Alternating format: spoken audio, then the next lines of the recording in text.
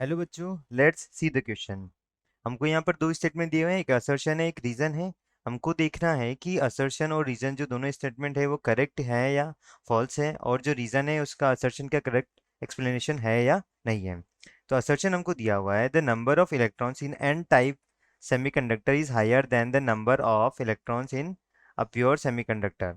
Reason इसका दिया हुआ है, the law of mass action is applicable only to n type semiconductor. ठीक है, तो अभी हम यहाँ पर सबसे पहले देखते हैं यहाँ पर की कॉन्सेप्ट। क्या देखते हैं यहाँ पर? की कॉन्सेप्ट। तो यहाँ पर की कॉन्सेप्ट क्या है हमारा? वो है लॉ ऑफ मास एक्शन। ठीक है, जो टोटल मास होता है वो क्या होता है? कंजर्व रहता है।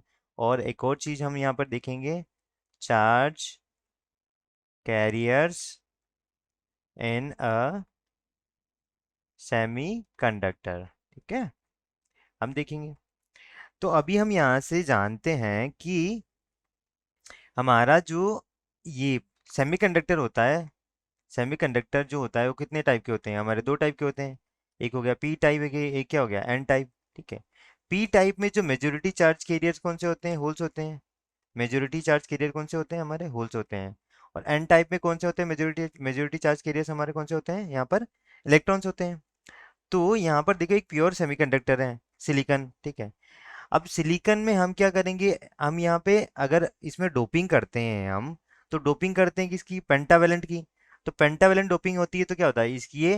इसकी चार वैलेंसी, तो एक इलेक्ट्रॉन क्या आता है हमारा? एक्स्ट्रा आता है। तो ऐसे बहुत सारे आएंगे इलेक्ट्रॉन्स ऐसा।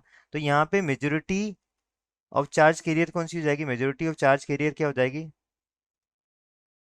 कैरियर्स कौन सी हो जाएगी? वो हो जाएगी इलेक्ट्रॉन्स की हो जाएगी। यानी जितने प्योर सिलिकॉन में होंगे उससे ज्यादा इलेक्ट्रॉन्स कहाँ पे होंगे? एन टाइप सेमीकंडक्टर में होंगे। तो असर्शन तो हमारा क्या हो गया? बिल्कुल करेक्ट हो गया। अभी हमारी लॉ ऑफ मास एक्शन क्या बोलती है कि अगर हम यहाँ से देखें कि हमारी जो लॉ ऑफ मास एक्शन देखते हैं, लॉ ऑफ मास एक्शन वो क्या होती है? हमारी लॉ ऑफ मास एक्शन से हम जानते हैं कि n e n h is equal to क्या आ गया हमारा? एन आई स्क्वायर आता है। ठीक है, तो ये फॉर्मूला होता है कि based on law of mass action पे। तो एन टाइप के सेमीकंडक्टर पे एप्लीकेबल नहीं है ये, पी टाइप पे भी एप्लीकेबल और एन टाइप दोनों पे एप्लीकेबल है। तो ये स्टेटमेंट तो क्या हो गया हमारा? इनकरेक्ट हो गया, और ये स्टेटमेंट क्या हो गया हमारा? करेक्ट हो गया।